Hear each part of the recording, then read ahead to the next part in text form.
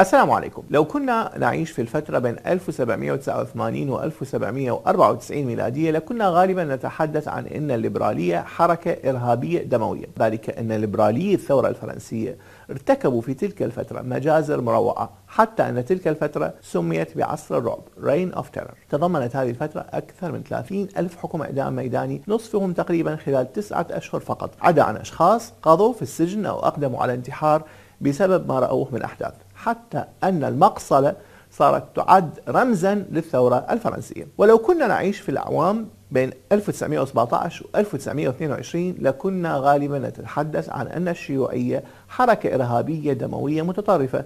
كان ذلك عصر الرعب الأحمر Red Terror. عدد ضحاياه كان يتراوح بين 10,000 شخص إلى 1.5 مليون شخص. كرر الشيوعيون ذلك في الصين وكمبوديا وفيتنام. في الصين بين الفترة 1927 و 1949 كان ضحايا الإرهاب الشيوعي كما أسمته الأمم المتحدة أكثر من ضحايا اليابان في الصين، وهو رقم مقدر ب6 ملايين صيني. في كمبوديا بين 1975 و 1979 قام الخمير الحمر الشيوعيون بتطهير عرقي تجاوز ضحاياه 1,000,000. كل الأديان أيضا وجدت أذرعا تمارس العنف والإرهاب والقتل باسم الدين. نحن نتخيل أن الأمر خاص بالإسلام لأننا نعيش عصر أتاح لداعش وأخواتها الازدهار والتمدد، لكن لو كنا نعيش في عصور أخرى لألصقنا التهمة بالكاثوليكية أو البروتستانتية أو اليهودية. في أمريكا قامت حركة الكوكلاكس كلان ليس ضد السود فقط كما هو منتشر، بل أيضا ضد الكاثوليك وضد اليهود، وكانت تدعي الحفاظ على القيم المسيحية البروتستانتية، وكان لها طريقة مميزة شعائرية في قتل ضحاياها الذين وصل عددهم المسجل إلى قرابة 4000 ضحية. ويمكن بسهولة البحث في النت عن مقالات تقارن داعش بالكلان كتبت من قبل نشطاء في حقوق الإنسان ليس لهم علاقة بالإسلام. أيرلندا شهدت أكثر من مجموعة صنفت بأنها إرهابية حتى السبعينات من القرن الماضي، كل منها مضادة للأخرى، بعضها يتبنى الكاثوليكية والبعض الآخر يتبنى البروتستانتية. كذلك شهدت أفريقيا والهند العديد من التنظيمات المصنفة بأنها إرهابية والتي تدعي الانتساب لهذا المذهب من المسيحية أو ذاك. اليهودية أيضا وجدت تنظيمات تسعى لتحقيق غايات سياسية تحت شعارات دينية، وبعضها مثل عصابات الأرغون صنفت بالإرهاب من قبل الأمم المتحدة والحكومة البريطانية في الثلاثينيات. حتى الأديان التي عرفت بكونها ضد العنف بكل الأحوال مثل البوذية فهي تجد تطبيقات شديدة العنف والدموية في بعض الأحيان، كما في مشاركة وتحريض الرهبان البوذيين ضد الأقلية المسلمة الروهينجا في بورما أو في سريلانكا. فلأشدد هنا أني لم أذكر جرائم الحروب الرسمية التي ارتكبت فيها فظاعات مثل جرائم الاستعمار الفرنسي من قطع الرؤوس وجمع الجماجم والتي ارتكبها كاثوليك، أو جرائم إبادة سكان أمريكا الأصليين والتي ارتكبها بروتستانت، أو جرائم إبادة الأرمن التي ارتكبها مسلمون، أو الهولوكوست ضد اليهود التي ارتكبها النازيون. هذه الأمثلة لا يمكن ربطها بدين أو مذهب منفذيها بسهولة حتى لو استخدمت فيها شعارات دينية، وذلك لأنها كانت جزءا من حروب دولة. داعش لا يجب أن تقارن بحروب الدول بل بحروب التنظيمات والعصابات التي تتبنى أيديولوجيات دنيوية أو تفسيرات دينية. وقد كان كما أني قد ابتدأت كل هذا بإرهاب منسوب إلى الليبرالية التي تعامل اليوم باعتبارها الراعي الوحيد لحقوق الإنسان. بعد أن حددت كل هذا يمكنني أن أقول أن داعش والفكر الذي تتبناه هي سرطان يجب استئصاله. نعم، هي سرطان في جسد الإسلام ويجب استئصاله من جذوره، ولكنه ليس سرطانا خاصا بالإسلام وحده، بل هو سرطان يظهر في كل الأديان وكل الأيديولوجيات. ما يجعل داعش مختلفة عن بقية التنظيمات المرتبطة بالأيديولوجيات والأديان هو مجيئها في وقت عولمي جعلها تعمل على نطاق العالم وليس على نطاق محلي كما سبق مع التنظيمات الأخرى، أو بالضبط كما وصفت من قبل أحدهم، تحمل عقلية القرون الأوروبية الوسطى ولكن مع أسلحة القرن ال21. داعش تعتمد كليا على انتقاءات محددة يجعلها لا ترى من الإسلام إلا جزءا محددا للغاية وتتجاهل الصورة الكلية. لن أقول إن انتقاءاتها مزورة، لكن الانتقاء يزور الحقيقة، إذ أنه لا يتجاهل السياق فحسب بل يتجاهل أجزاء أخرى من الصورة الكلية التي تقدم ما هو معاكس لهذه الانتقاءات. هذه النظرة الجزئية التي تستخدمها داعش لتبرير شرعيتها هي نفسها نظرة الملحدين الذين يتجاهلون 19 الإسلام أو أكثر لينظروا إلى الجزء الذي تلتصق به داعش ويقولون هذا هو الإسلام. من ضمن الانتقاءات التي يمارسها الطرفان أولا إجلاء بني قريظة. تعتبر هذه القصة من أهم ما يستخدمه الدواعش لتبرير ما يفعلون ومن أكثر ما يستخدمه الملحدون في هجومهم على الإسلام.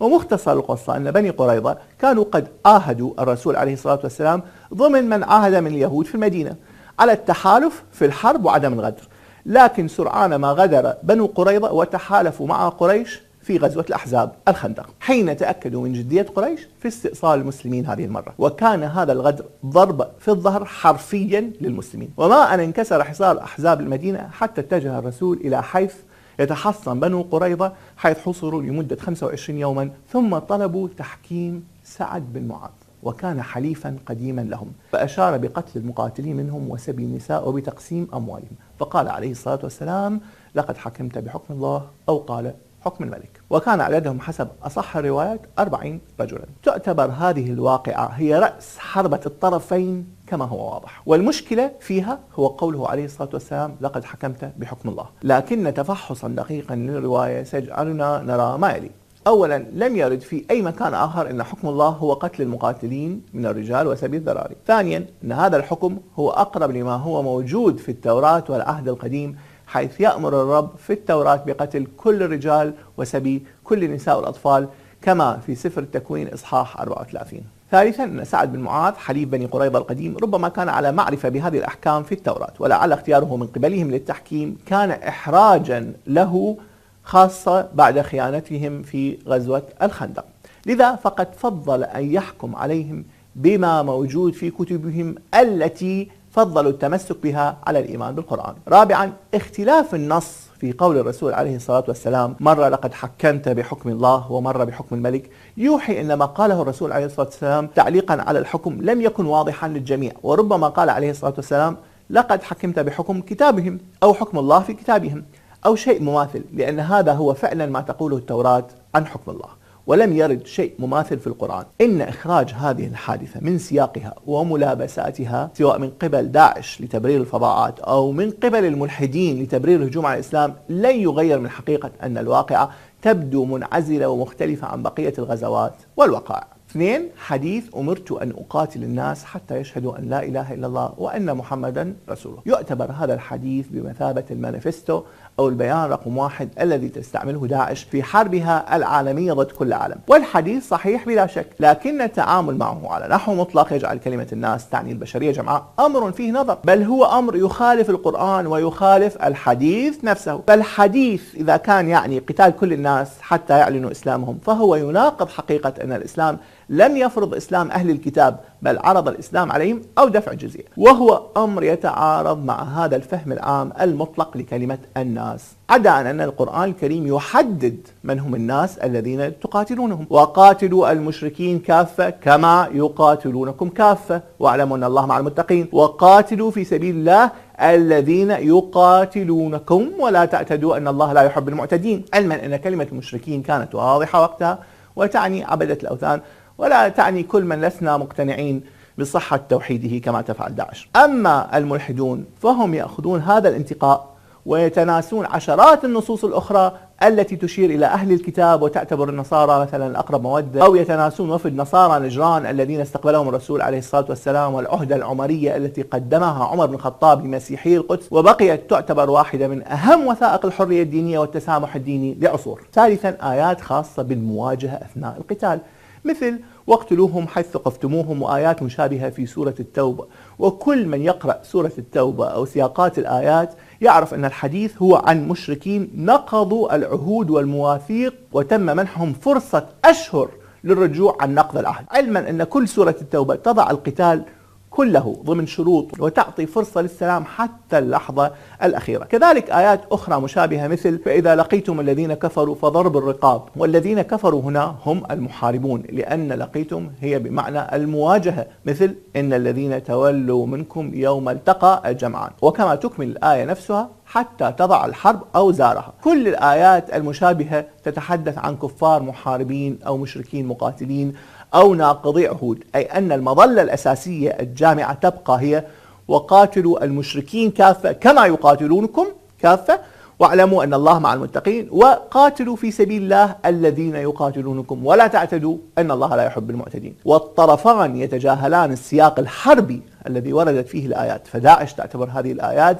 إيذانا أبديا ببدء الحرب مع كل من يخالفها. والملحدون يقفزون فوق كل سياقات التاريخ الذي كانت الحرب جزءا أساسيا منه ومن تحركه، ويقررون أن على الإسلام أن يكون فرعا من منظمة مناهضي الحرب. رابعا، حد الحرابة، وقد طبق مرة واحدة في عهد النبي عليه الصلاة والسلام، والآية التي حددته تعطي الخيار في تنفيذ قصاص القتل أو قطع اليد أو النفي، لكن داعش تفضل الحد الأقصى، بينما كان عليه الصلاة والسلام والخلفاء من بعده يدرؤون الحدود بالشبهات، وداعش تنفذها بشبهات. أما الملحدون فهم يعتبرون أن الإسلام كان عليه أن يوقع على إلغاء عقوبة الإعدام قبل حوالي 1400 سنة من صدور قانون كهذا. خامسا، أحاديث أحاد، بعضها صحيح مجتزأة من سياق مختلف تماما، مثل حديث والذي نفسي بيده لقد جئتكم بالذبح، وقد قيل أثناء تعرضه عليه الصلاة والسلام إلى مضايقات من قبل شيوخ قريش في مكة، حيث كانوا يغمزونهم مرة تلو أخرى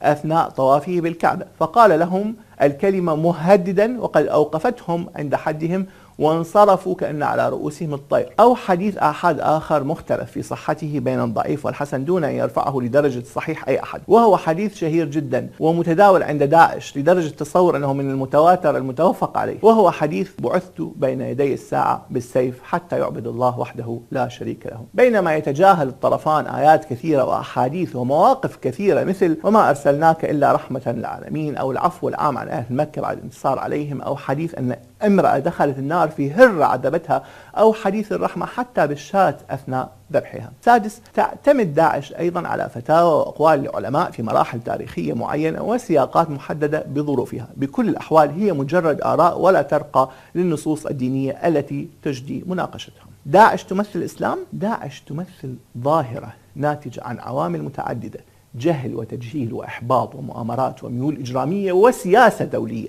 وكل هذه يجب أن تبحث عن مبررات. إن لم تجدها في انتقاءات من هذه النصوص أو تلك، فستخترع مبررات أخرى أو نصوصا أخرى. داعش تمثل الإسلام؟ نعم، إن كنتم مصرين على النظر إلى الإسلام من ثقب أبرة. إن كانت مقصلة الثورة الفرنسية تمثل الليبرالية، وحركة الكوكاكس كلان تمثل البروتستانتية.